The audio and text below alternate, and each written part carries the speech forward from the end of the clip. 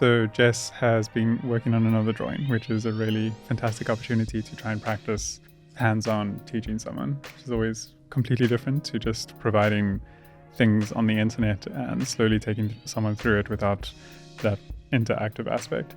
So I've taken the challenge of doing my second hyperrealistic pencil drawing. I'm doing it of my childhood cat, Tigger, doing it in 2 weeks. This deadline is giving me a lot of motivation to get it done, but it's also making it a bit scary because I'm not sure if I'm going to get it into a place that I want to. But with the help of Jono tutoring me on how to do the fur, I have a good feeling that it'll be really special. This video is sponsored by Squarespace, but Jono will tell you about them later. So yeah, Jess is also obviously a fantastic photographer and also taken some of the photos that we've used for the Patreon reference shoots, which are really beautiful to draw. But you've got just a wealth of reference photos that you can draw from. So I really enjoyed just showing you a couple things again. It's really interesting for me to see you getting to a point where you got a bit stuck, and that point was also a couple steps beyond the level you were at when you were drawing your grand. What was the first sticking point for you where you're like, okay, I need some help? I think I actually came into this drawing with a lot more confidence because the first time I was drawing my grandmother, I had very little confidence. Yeah. And so just starting was hard. So the pendulum actually swung? Yes. Okay. Yeah, so I had confidence going in and I started with the top ear, which was quite nice because the darks and the lights were all very separated. And I was like, this is looking so good. I'm doing this so quickly. This is going to be a breeze. I'm so much better than I was before. Yeah. And so it was a nice feeling. But then when I was mapping out the darks, there was a lot of things I had to consider, the white whiskers, the details I had to kind of bring back. And it was easier to do dark values, like the background. I was like, I know how to, it's just dark. And my methodology at that point was protect your whites at all cost. And that's how I was getting good tones in the previous drawing. But now I think I was apprehensive to go dark, and I didn't really have a very good technique of getting dark values in certain areas in a precise way. We flipped the script a little bit. We tried a completely different technique actually. This time around it was more trust your tools, trust that you'll be able to pull your values back out. Okay, the way that I'd get that darkness would be dipping my brush directly into the powder and then going over it like that. And that's the darkest that we're going to get. Okay. With areas like that. So do you want to just quickly apply? I just want to see the way that you're doing it. So I feel like this is maybe too soft. Well, I mean, it depends on the way that you use it, so your actual technique with it. So try and get that line under the eye to be pitch black. So see what you could do there. Can I demonstrate the way that I do it? Okay, so with a brush, repetition is what you want. So I would move like this. And it's really slow and incremental. The way that the graphite powder slowly gets sunk into the paper. So I can also hear the brush. If you can hear the friction, you're pushing it into the paper. And I do loads of small little movements. So I watched you going like this. Okay. That's going to take you an age. And you're basically massaging the graphite into the paper. So that's looking a little bit darker. Right. So see if you can use your fingers to move it back and forth, as opposed to your wrist or your, you know what I mean? Like that? Yeah, so my movement is literally with my fingers, like that. So that would probably be just a bit of muscle memory that you slowly develop. There we go, yeah. I'm gonna go down here so I can see how dark it is going. Yeah, and you can do that quite accurately. Whoa, Jess, yeah. Way better, hey? That's so much better.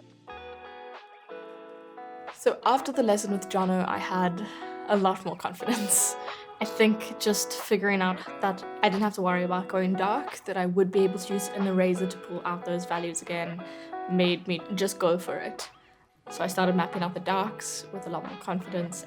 But at this point, I wanted to have something that was a lot more detailed. And so I wanted to make the eye look a lot more 3D. And the bottom of the eye is very dark, which is very useful because the reflection of the eye popped a lot more because of the contrast of that shadow. I didn't want the eyelid to be lost, so I made sure that that line of the eyelid was already quite dark. And so when I was putting the shadow over, it was just adding more to the darkness, but the pre-existing line was still there to indicate the bottom of the eyelid. And now that I was done with layering the graphite, I could use erasers to take out the highlights. I also used a mechanical pencil to sharpen that line a little bit. Highlights in the eyes are very sharp, and so reiterating that line with a bit of a pencil mark does sell the illusion even more. And then finally I went back with my different tools and just made some final touches, making things either darker or lighter according to the reference photo. And then when I took a step back and it just looked really glossy, it was a really good feeling to feel like I was making a lot of progress after quite a slow start.